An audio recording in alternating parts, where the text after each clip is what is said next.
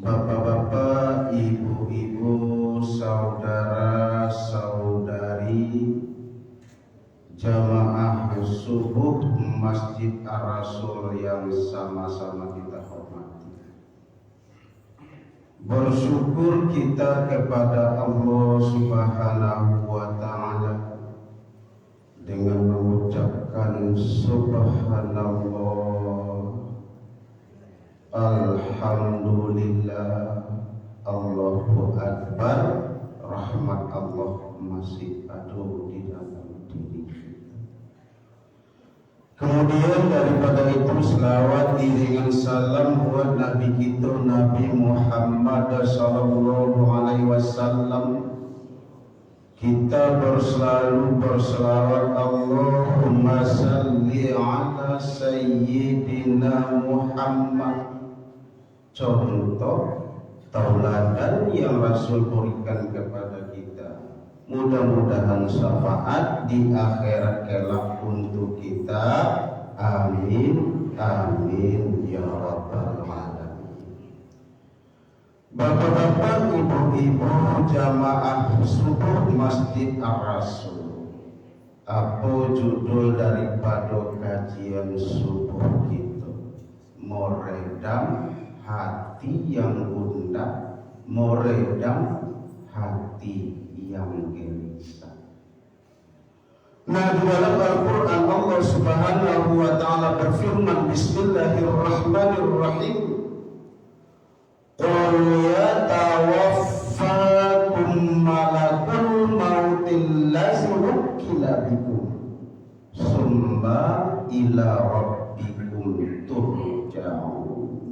Shadaqallahu azim.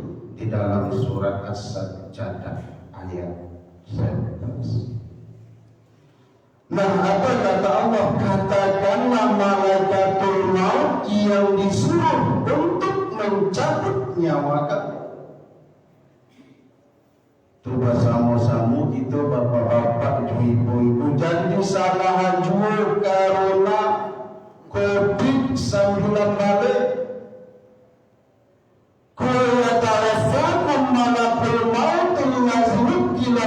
Katakanlah malaikatul maut yang disuruh untuk mencabut nyawa kamu, mematikan kamu. Nah, itu makanya bapak-bapak, ibu-ibu, jamaah subuh, ketika bahasa-bahasa Minang yang indah keluar daripada orang-orang tua kita dahulu, apa kata mereka?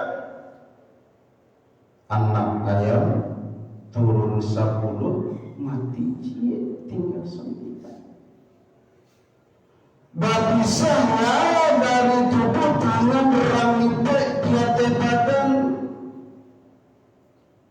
Ketika nyawa akan berpisah di dalam tubuh kita, roh kita akan berpisah dengan jasad kita. Bapak-bapak, ibu-ibu, banyak kita lihat di tengah-tengah masyarakat. Kau boleh awak manggulung bahasa manulung banyak. Sehingga ada 10 jamaah dan bertanya, Ustaz selalu rajin beribadah salat, Ustaz salat subuh, Ustaz ketika meninggal dunia, Ustaz takut model itu. Tidak tahu gitu Bapak. Nah, ketika nyawa berpisah dari badan, tangan ketika nyawa akan berpisah dari jasad kita, tangan berang-lipet di atas badan. Pak Ketua itu, Pak Arman Syah, ketika beliau waktu itu terjatuh, jangan kedua belah tangannya lipet di kurang sakit, sabalah saja sakit kata beliau. Nah, sabalah tangan saja apabila orang melipetan atau badan di kurang sakit itu sakit bapak ibu, apalagi kedua belah tangan ada di atas badan itu mati gitu. Summa ila rabbikum turja'un. Kemudian kepada Allah lah kamu dikembalikan. Tidak ada kita kembalikan kepada orang lain, dikembalikan kepada Allah Subhanahu wa Ta'ala. Itu dasar daripada kajian subuh kita di dalam surat As-Sajdah ayat 12. Kita mengenai ayat ini. Bagi antara bapak-bapak, ibu-ibu, kalau kita berbicara tentang meredam hati yang gelisah, mungkin tidak siapapun orangnya bapaknya dua tiawak kuyu acuk bana gelisah acuk bana gundah. Tapi timbul rumah sadik sama menurut Ustaz iyo, alhamdulillah Allah bagi Allah. Nah, apa yang menyebabkan hati bunda, apa yang menyebabkan hati manusia itu gelisah? Di dalam buku apa artinya hidup karangan Anda Samul Islam dijelaskan. Yang pertama, manusia takut mati. Ya Ustaz, saja corona kau Ustaz rasul katibu saja dia rasul mati besok Ustaz. Nah, Bapak Ibu sudah masuk yang berbahagia, apapun alasannya, apapun penyebabnya, apabila janjilah sudah sukatan lapangan, apalagi sampai ke pulau badanlah sampai ke batin. Iya, seperti ayat tadi. Malaikatul maut yang mencabut nyawa itu, kemudian matilah itu. Patang baru ada orang mati karena corona Ustaz itu penyakitnya Bapak Ibu. Tidak pernah ada penyakit corona. Kok mati gitu, mati juga. Tapi alhamdulillah Bapak Ibu yang perlu kita perhatikan, sampai saat sekarang ini belum terdengar jamaah satupun kosiko kok sama nanya Bapak Ibu salah aturan gitu. Tapi alhamdulillah satupun pada saat sekarang belum ada jamaah yang meninggal di masjid gara-gara penyakit tersebut. Rahmat Allah bawa kadang dari rumah, hati yang gelisah, hati yang mudah. Sholat subuh kita bersama-sama, mandangan pengajian kita bersama-sama. Jangan mata dua siku Bapak Ibu tidak dapat baik. Yo 50 dah kamu Ustaz kajinya kadang-kadang politik rasa kalau macam ini baziki saja betul Bapak Ibu. Tiba di rumah saja kita mau.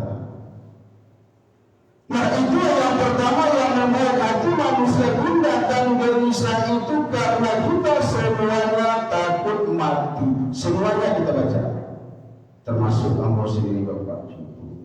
Dan itu membuat hati awak gundah dan gelisah. Bapak tadi Ustaz, anak ambo itu Bapak Ibu. Itu yang pertama. Yang kedua yang membuat hati manusia gundah, yang membuat hati manusia gelisah itu terlalu berharap kepada orang lain. Jangankan kepada orang lain kita berharap Bapak Ibu, kadang-kadang berharap kepada anak kita bisa kecewa. Nak kandung siburan tulang rubik jari nak para ulama mana kandung anak disayang di dalam hati kita tidak disampaikan. Olah gadang besok nak balik jasuaya. Terus siap-siap saja lagi kecewa. Akan tetapi karena Allah lillahi ta'ala kita gadangkan anak kita, anak kandung siburan tulang, anak kandung anak disayang, wah anak kandung nanti setelah ayah meninggal nak doakan ayah ibu bapakmu nak, takkan kecewa bapak ibu. Itu maknanya berharaplah kepada Allah Subhanahu wa Ta'ala, kita tidak akan kecewa. Itu yang kedua. Yang ketiga yang membuat hati manusia gundah, yang membuat hati manusia gelisah, status sosial. ke dunia kok bapak ibu kita hidup di dalam penampilan dalam bertetangga tidak sama. Ada kayu, ada miskin, ada balise, ada mulare, ada parkir dan lain sebagainya. Banyak orang pada lagi dicari tetangga segala macam juga. Itu bisa juga membuat hati kita gundah dan gelisah. Kadang-kala kita hinakan diri kita di hadapan keluarga kita hinakan diri kita dengan orang lain. Tidak ada artinya hidup karena kita miskin. Akan tetapi Allah Subhanahu wa Ta'ala, inna akramakum indallahi atqakum. Untuk apabila kita hinakan diri kita ini sudah Allah jaminkan rezeki. Kok indah kakak kayu itu bapak ibu kecil orang tua waktu manjamu kata lagi itu gak kelasa. Itu makanya kita selalu bersyukur dan berdoa kepada Allah Subhanahu wa Ta'ala. Akan tetapi kebanyakan di antara kita ini bapak ibu sering putus asa. Contoh di dalam syair orang Arab. Nah, syair orang Arab itu ada seseorang yang bermohon kepada Allah, wahai Allah, hai Allah, mana itu berikanlah saya seekor kupu-kupu, wahai Allah. Itu contohnya. Mungkin ada di antara bapak-bapak ibu-ibu yang meminta, wahai Allah berikanlah rezeki yang banyak, wahai Allah berikanlah keturunan. Tapi ini syair orang Arab. Wahai Allah berikanlah saya seekor kupu-kupu yang cantik, jelita, indah. Rupanya Allah Subhanahu wa Ta'ala memberikan kepada orang yang berdoa itu bapak-bapak ibu-ibu kaktus nan baduri, bunga nan baduri. Cuaca di hati itu bapak ibu. Awak minta kupu-kupu, kaktus, bunga nan baduri, dulu kan jauh banyak beda. Awak meminta rezeki kepada Allah Subhanahu wa Ta'ala, ingin bertambah, ingin kaya, tambah dimiskinkan oleh Allah seperti kira-kira bapak ibu. Sakit hati awak, menangi hati awak, sehingga besok tidak namun datang salat berjamaah ke masjid dan sampai itu bapak ibu. Nah, ketika kupu-kupu itu diminta yang dikasih oleh Allah kaktus sampai dulu, awak mulangkan jauh-jauh awak campakkan satu. Rupanya bapak ibu yang kaktus pun ada yang dijual. Kemudian kaktus kau tumbuh dengan subur. Sudah tumbuh dengan subur, pasarang mulai. Kemudian mulai menjadi kepompong. Kepompong menjadi kupu-kupu. Satu yang kita lihat berbagai macam beragam kupu-kupu yang berterbangan rahasia Allah. Mungkin dia tahu ibu-ibu, bapak-bapak kami berdoa assalamualaikum, mungkin badan sakit-sakit, kakilah payah dijalankan, rukunya bertambah baret, jangan jadi penghalang dulu untuk datang ke Masjid Ar-Rasul ini. Itu yang membuat hati gundah dan gelisah. Nah, bagaimana pula obatnya? Nah, ketika Ibnu Mas'ud ditanya oleh jamaah beliau,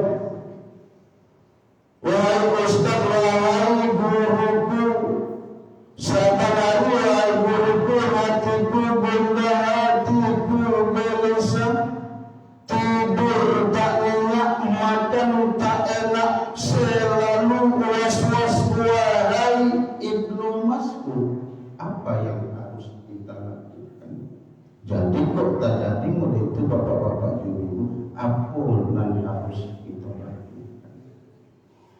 Nah, yang pertama kata Ibnu Mas'ud, sholatlah sholat dengan sholat yang khusyuk. Secara khusus dia bayang mencarinya bapak ibu. Allahu Akbar kecil awak takkanlah perlu rumah rumah kunci. Allahu Akbar takkanlah perlu mengganggu. Allahu Akbar takkanlah perlu memanfaatkan. Allahu Akbar takkanlah perlu lampu alam pematian. Memang banyak halangan dan rintangan. Sehingga kata Allah Subhanahu Wa Taala, qad aflahal mu'minun alladzina hum an sholatihim khashi'un. Nah, syarat yang khusyuk ini ketika kami dulu belajar di syariat diajarkan oleh dosen bapak ibu, kok namun bapak ibu menirunya. Bagi cek beliau tasawuf Quran, beliau sudah meninggal pada saat sekarang. Untuk mencapai kekhusyukan di dalam salat itu kata beliau tikam jejak. Bagikan jejak itu bapak ibu serbuan itu tadi kan cukup bagusnya membawaan sholat bapak ibu senang hati. Nah, nanti jejak itu ketika imam baca Bismillahirrahmanirrahim, pas diiringan kita baca pula Bismillah. Dengan syarat jangan sampai mendahului imam. Itu tikam jejak kata beliau. Itu yang sangat bagus untuk mencapai kekhusyukan di dalam sholat. Nah, kata Imam Al-Ghazali lain pula bapak ibu sarupa kita sama dengan membagi kuda. Kuda ini yang kita tunggangi apabila kita kendalikan, mungkin kita akan dibawa ke sana kemari, akan dibawa ke gunung, akan dibawa ke luar. Begitu juga dalam sholat. Mungkin dalam kesibukan, dalam kesibukan. Nah, tidak ada pula di antara para ulama yang lainnya mengatakan tahu arti sholat. Ada pula yang mengatakan tahu bentuk daripada ayat-ayatnya. Contohnya Bismillah itu bis kita bayangkan ada juga. Silakan mana yang bisa. Nah, apabila kita sholat ini sudah khusyuk, itu akan membuat hati tenang, jiwa tenang dan tentram. Kata Ibnu Mas'ud, boleh bapak ibu cukup. Itu yang pertama untuk meredam hati yang gelisah. Yang kedua kata Ibnu Mas'ud, berzikir kepada Allah Subhanahu Wa Taala. Itu maknanya kalimat subhanallah. Acuh ibu baca alhamdulillah Allahu Akbar itu sangat bermanfaat sekali. Sesudah subuh kau saja kau baca gak 1000 kali mungkin kau di rumah. Berzikir yang ingatkan kita kepada Allah Subhanahu Wa Taala dimanapun bisa kita lakukan. Sebab ketika badan kita ini bapak ibu diminta pertanggungjawabannya, ketika nyawa akan berpisah dengan badan kita, itu yang pertama melalui mulut terlebih dahulu. Datanglah malaikat Israel akan mencabut nyawa manusia melalui mulut. Apa kecil mulut tadi? Mulut menggunakan untuk berzikir. Namun Anda menggunakan untuk mengucapkan kalimat-kalimat yang baik, untuk mengucapkan kalimat-kalimat nasihat. Jangan sekali-kali kita pergunakan untuk mengucapkan kata-kata yang kotor. Itu makanya pernah hamba sampaikan kepada bapak ibu, dipaga jo bibi, dipaga jo gigi, supaya jangan mengucapkan kata-kata yang tidak baik. Kemudian yang ketiga kata Ibnu Mas'ud, untuk meredam hati yang gundah dan gelisah itu adalah engkau baca Al-Quran, kemudian dengarkan orang yang baca Al-Quran, pergi ke tempat orang baca Al-Quran. Di antara kita pun bapak ibu susah pandai baca Al-Quran, tapi tidak sabarnya. Ada di antara kita yang rajin baca Al-Quran, akan tetapi ada pilih takkan saja. Nah, rupanya diceritakan oleh Rasulullah SAW kepada Abu Umamah. Apa kata Rasulullah? Wahai Abu Umamah, apabila dunia ini sudah kiamat, yaumul hisab, yaumul masyar, ndak ada pertolongan nan kaditarimo kecek Rasulullah kecuali Al-Quran. Al-Quran itu datang kata Rasulullah SAW seindah-indah bentuknya, datang kepada kita, kita pun tidak tahu apa kata Allah. Tahukah kamu dengan saya? Tidaklah, tidak tahu saya.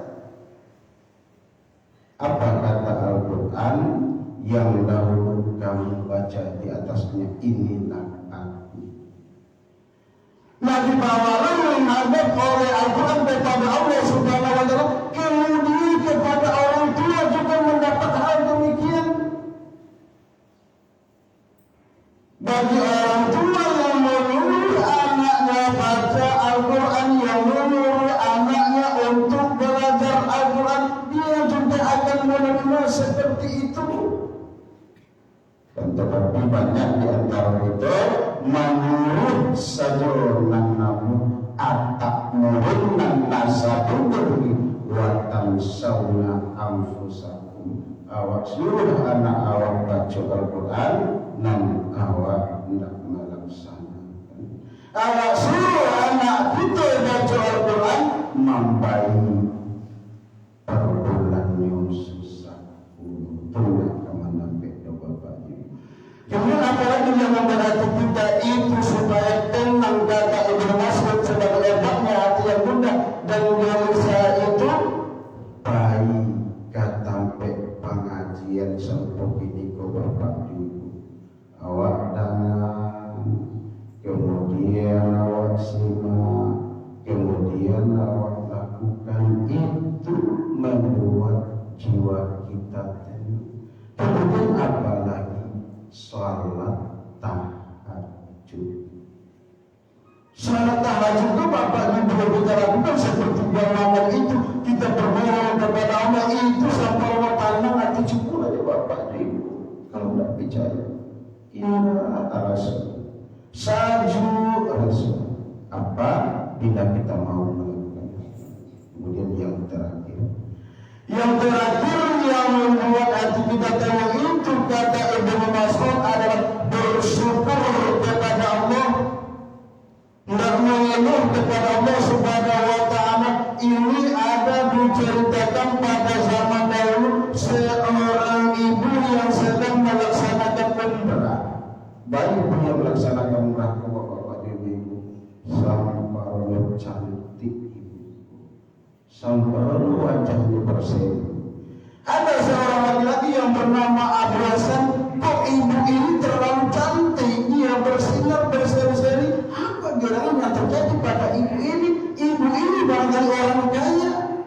Tadanya dia ibu, apa kata engkau wahai saudara? Engkau katakan wajah saya berseri-seri. Engkau katakan saya adalah orang yang kaya. Tolong dengarkan Abu Hasan, penderitaan hidup saya yang saya serahkan kepada Allah. Saya mempunyai 3 orang anak. Nah, ketika saya mempunyai 3 orang anak, suami saya kata ibu ini seorang pemberi hewan. Dan saya betul bapak itu kadang-kadang kan menyuruh bapak anak untuk memberi hewan.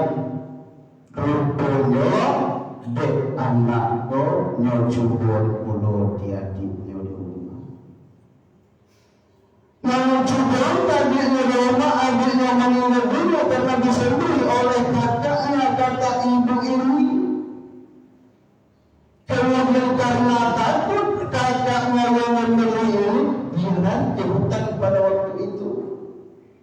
Rupanya singkat cerita ditekam harimau, dicari oleh orang tuanya yang laki-laki tadi, dicari oleh bapaknya tadi, bapaknya kehabisan makanan juga meninggal dunia. Kata ibu, saya katakan kepada anak saya besar mendengar berita itu, dia mati pada saat itu. Tinggal anak saya satu lagi, kata ibu ini.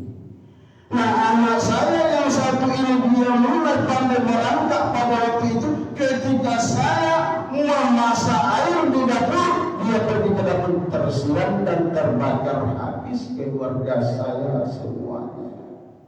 Mengaduh cerita murid dari bapak abu keluarga itu kasarnya meninggal dunia diambil oleh Allah Subhanahu Wa Taala. Mungkin kita bapak jadinya bapak dulu, akan tetapi sang ibu ini dia beriman kepada Allah Subhanahu Wa Taala sehingga menjadikannya wajahnya berseri-seri dengan alasan bahwa saya tidak akan mengeluh kepada Allah Subhanahu Wa Taala. Jadi Bapak Ibu sidang dan masukun yang berbahagia, apapun cobaan hidup yang datang kepada kita, wa ila rabbika farghab, kepada Allah sajalah kita berharap. Dan wabillahi taufiq wal hidayah.